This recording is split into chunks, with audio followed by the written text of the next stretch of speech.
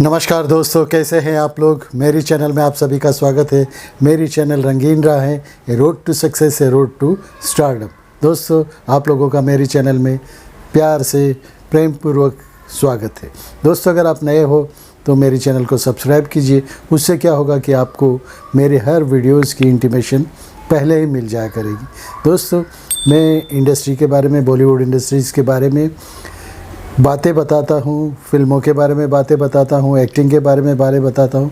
जो कि हो, आप जो प्रश्न पूछते हो उसके बारे में मैं बातें करता हूँ। दोस्तों, मेरी रंगीन राह है, फैमिली बहुत बड़ी हो रही है।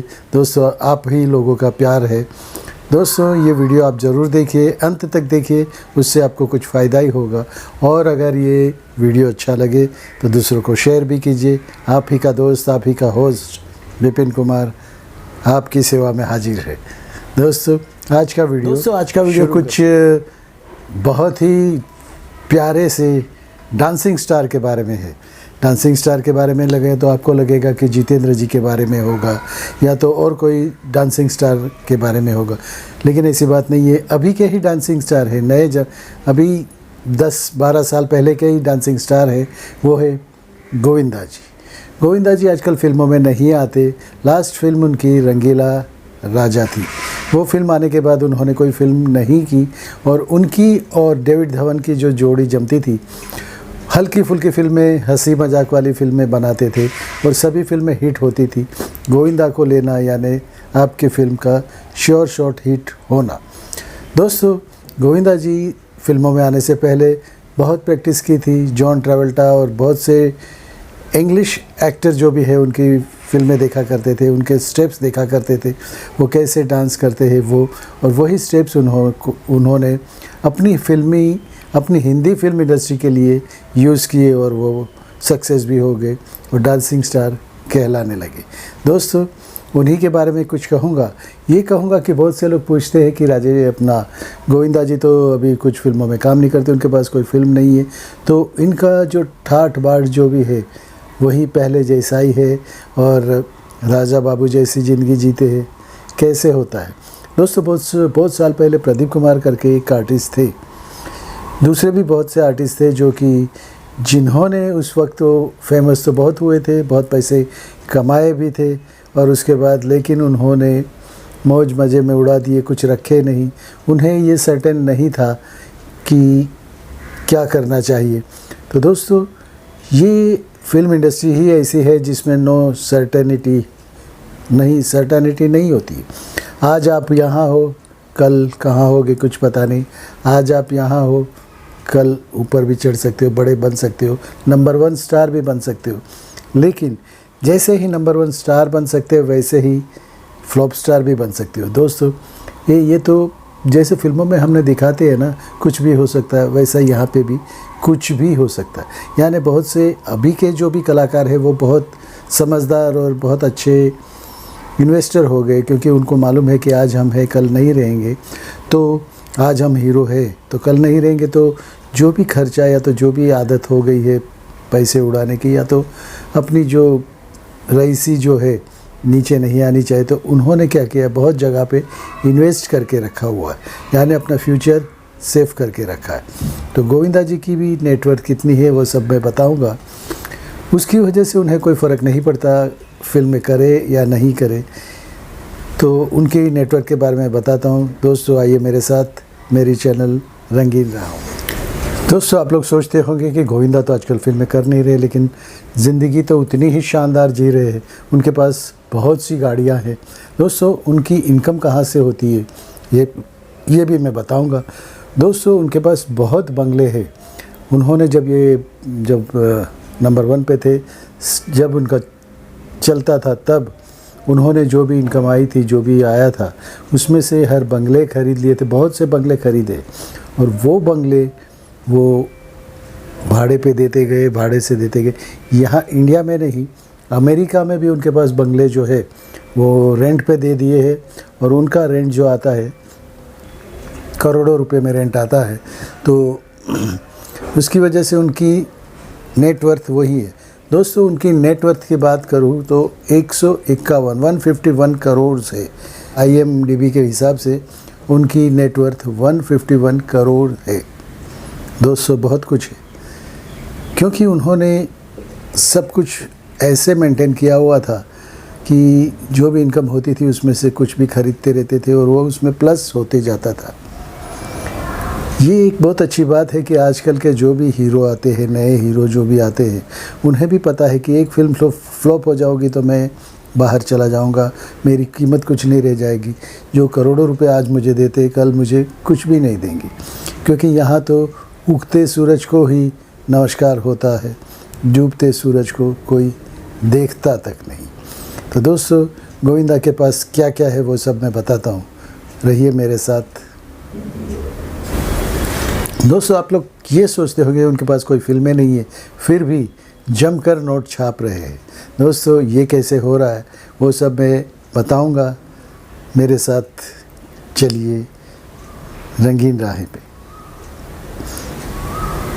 दोस्तों एक बात मैं बीच में कहना चाहूँगा, अगर आप नए हो तो मेरी चैनल को सब्सक्राइब कीजिए, जो नीचे लोगो आ रहा है उसको सब्सक्राइब कीजिए और बाजू का लाल बटन दबा दीजिए। उससे क्या होगा कि आपको मेरे साथ इंटीमेशिप बनी रहेगी, मेरी जो भी फिल्म मेरी जो भी वीडियोस आएगी वो सबको आपकी उसकी सब इंटीमेशन आपको मिलती रहेगी।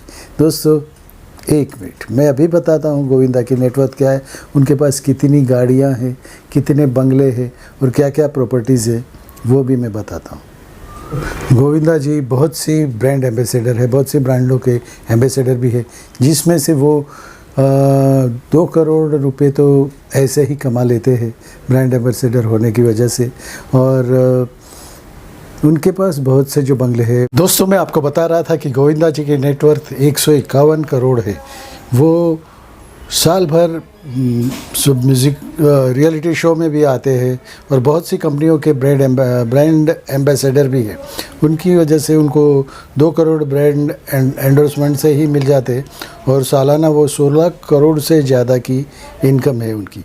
इतनी इनकम कैसे है वो भी बताता हूँ, उनके कहाँ कहाँ पे घर है, कहाँ कहाँ पे बंगले हैं और कहाँ से उनको इनकम होती है, वो सब मैं आपको बताऊँगा।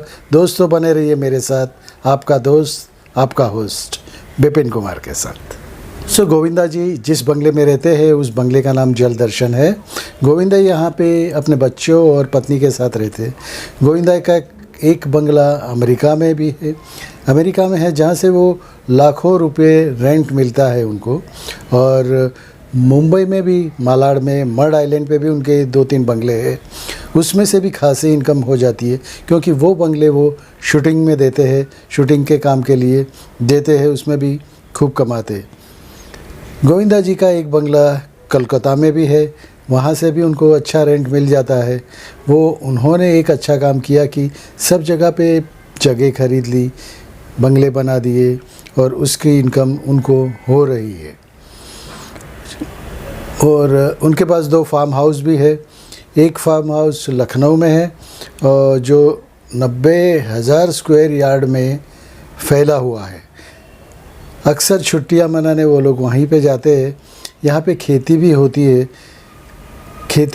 और खेती से उनको इनकम भी होती है। देखिए कितनी अच्छी तरह से उन्होंने अपनी इनकम को जनरेट किया है, कितनी अच्छी इनकम को उन्होंने यहाँ पे डाल के उसी की कमाई से अभी 16 करोड़ रुपए वो हर सालाना कमाते हैं। दोस्तों गोविंदा 1980 में एक्शन और डांसिंग हीरो के रूप में आए थे। उसके बाद उन्होंने डांसिंग हीरो का ही काम करने लगे। उनका डांस लोगों को बहुत पसंद आता था। उनकी और डेविड धवन की जोड़ी खूब जमी। उनके साथ उन्होंने बहुत सी फिल्में की जो कि सुपर हिट रही। तो वो डांसिंग स्टार के रूप में ही आज भी पहचाने जाते हैं। यही कुछ बातें थी जो कि गोविंदा जी की इनकम के बारे में थी।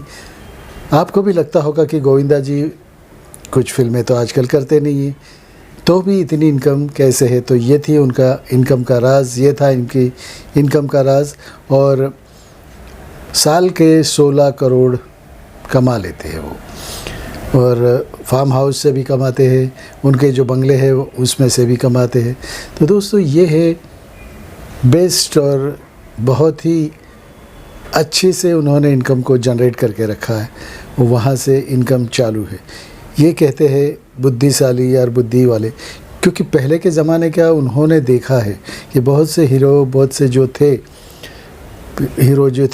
बाद में कंगाली की हालत में पहुंच गए थे, क्योंकि शौक़ तो वही रहते, खाना पीना, गाड़ियों, बड़ी बड़ी गाड़ियां रखना, वो सब बहुत शौक़ रखते, लेकिन वो मेंटेन नहीं कर पाते क्योंकि इनकम, सोर्स ऑफ इनकम बंद हो जाती है। तो दोस्तों यही है इनकी कमाई का राज, और इसीलिए कहा जाता है कि आज भी वो राजा बाबू की तरह ही ज़िंदगी जीते हैं। राजा बाबू, उनकी एक फ़िल्म आई थी जिसमें वो शौकीन एकदम पैसे वाले थे और पैसे उड़ाते थे, उसी तरह की ज़िंदगी आज भी जीते हैं। उनका एक बेटा है और वो भी फिल्म लाइन में आना चाहता है, यानी आ रहा है फिल्मों में। उनकी एक लड़की भी है जो भी फिल्म लाइन में आ रही है। दोस्तों यही है, बीच में सुना था कि उनको कुछ फिल्में मिली है लेकिन ज़्यादा कुछ आगे बात चली नहीं। तो दोस्तों यही होता है। दोस्तों बहुत से लोगों ने मुझे भी पूछा है कि सर अगर अभी तो हम लोग कोशिश कर रहे हैं फिल्मों में आने की, और हो सकता है कि कोई कामयाब भी हो जाए। हाँ, हो सकता है, कोई भी कामयाब हो सकता है। तो आगे के लिए हम लोग को क्या करना चाहिए, तो उनके लिए भी ये वीडियो है। दोस्तों ज़रूर देखिए, अपने दोस्तों को भी दिखाइए जो फिल्मों में स्ट्रगल कर रहे हैं, उन्हें भी दिखाइए। अगर आपको अच्छा लगा तो ये वीडियो शेयर भी कीजिए। दोस्तों नमस्कार, भारत माता की जय, Vande Mataram. I love you friends.